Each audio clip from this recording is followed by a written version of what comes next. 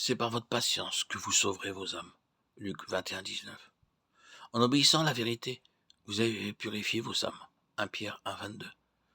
Remportant le prix de votre foi, le salut de vos âmes. 1 Pierre 1, 9. Il nous faut veiller tout en reconnaissant le fait que notre âme a été séduite, captivée, obscurcie, intoxiquée par un intérêt personnel, à ne pas la considérer comme une chose qui doit être anéantie et détruite dans cette vie. Ce serait de l'ascétisme, une forme de bouddhisme. Le résultat d'une telle attitude n'est habituellement qu'une autre forme d'un psychisme exagéré, peut-être de l'occultisme. Toute notre nature humaine est dans nos âmes, et si la nature est supprimée dans une direction, elle prendra sa revanche dans une autre. C'est précisément la cause de troubles chez beaucoup de personnes de ne pas reconnaître cela.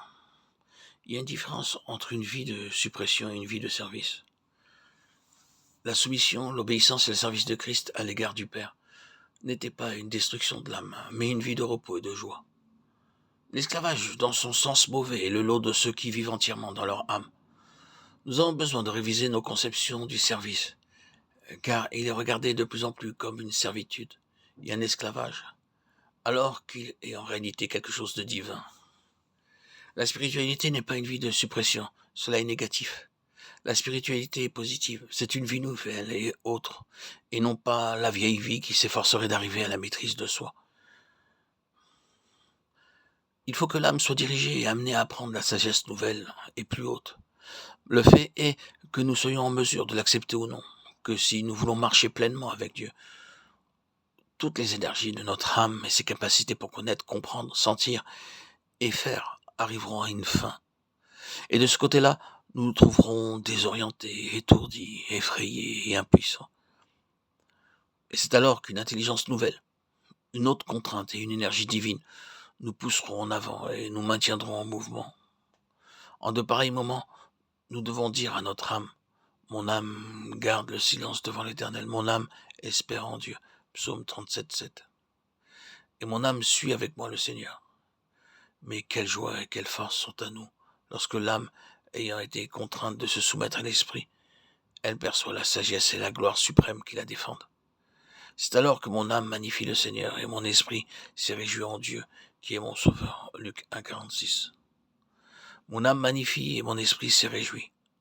Remarquons la différence des temps employés. Aussi, pour la plénitude de joie, l'âme est essentielle. Elle doit être tirée de l'obscurité, de la mort de ses propres capacités, pour apprendre les réalités plus hautes et plus profondes, pour lesquelles l'esprit est le premier organe et la première faculté. Nous ne vivons pas une vie dans laquelle nous supprimons notre âme et ne la méprisons pas, mais soyons forts en esprit, afin que notre âme soit gagnée, sauvée, et capable de servir à notre plus grande joie. Le Seigneur Jésus désire que nous trouvions le repos pour nos âmes, et cela, dit-il, nous est donné par son sang, le symbole de l'union et du service. L'âme, de même que certaines personnes, trouvera sa valeur la plus grande en servant et non pas en dirigeant. Elle désire être maîtresse, mais elle est aveugle aux limitations que Dieu lui a imposées. Elle pense qu'elle peut, mais Dieu dit: tu ne peux pas. Mais bien à sa place, son intérêt personnel étant sous le verdict de la mort de Christ. Elle peut être une servante très utile,